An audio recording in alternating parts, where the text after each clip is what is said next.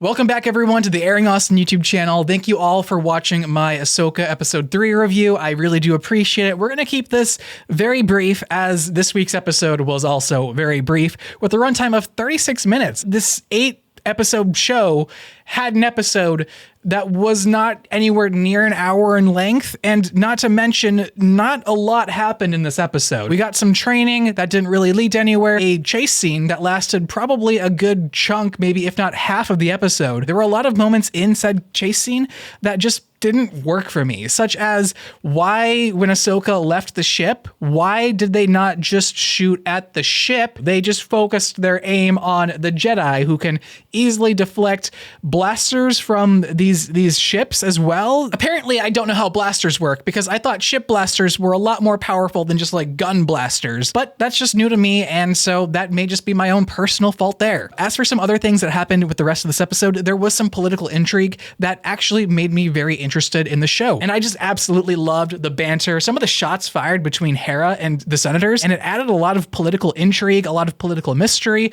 and it just hooked me. I was very into that scene, introduced us to this little kid who I absolutely know nothing about. Maybe he's in Rebels. I'm about halfway through the first season. I'm watching Rebels now because this show just makes me feel like I'm missing out on something very important. But so far, having been through halfway through Rebels, I don't really see any loss here. In one instance, yes, I'm very much enjoying the show without knowing all of Rebels, but at the same time, they're just throwing so much at you about Rebels and how this is just a continuation of Rebels, the show. I want to see more focus on Ahsoka. I want to see more of her journey, and realizing that her master is no longer in her life. I feel like that's not something you get over in an instant. It's something that's very lifelong. It's something that you have to struggle with and overcome during a very long period of your life. That happened.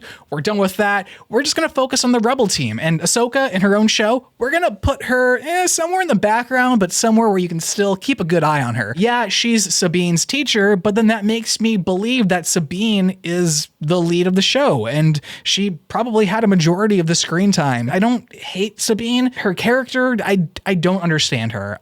Maybe I will by the end of the season, and as a Star Wars fan, it's just very unfortunate that I feel that way. I want to love this show. I want to enjoy the characters, but this is not a one-off thing. This is a continuation of something else entirely. This is definitely Rebels Part 2. And was it just me, or did they retcon a few things? Because I thought that Jedi, or Jedi in training, they needed to have a much stronger force or connection to the force than your normal average person. Because yes, everyone does have a tether to the force, but it's the ones who become Jedi who are much more closer with the force, a little bit more entangled with it. Why is Sabine training to be a Jedi? Does that mean anyone and everyone could just train to be a Jedi? And not to mention Ezra. Yes, I have been watching a few episodes of Rebels.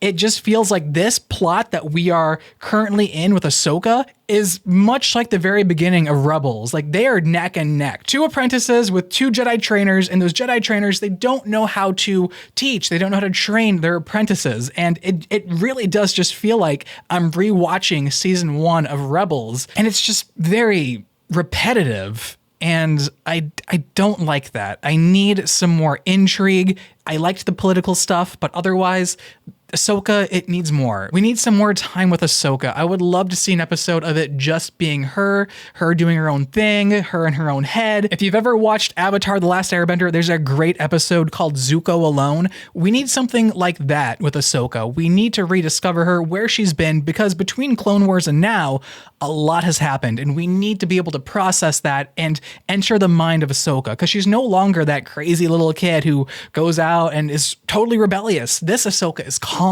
She knows when to move. She knows what to do in a fight. And I want to see how she got to this point. And that is not to say that the acting is terrible at all. Rosario Dawson is doing a great job playing Ahsoka, and I adore it. I love the character. I want to see more, but they're just not employing her character to do much else other than take on these roles that have been already used in other Star Wars properties, and they're just assigning that role to Ahsoka now. I just feel like there's more.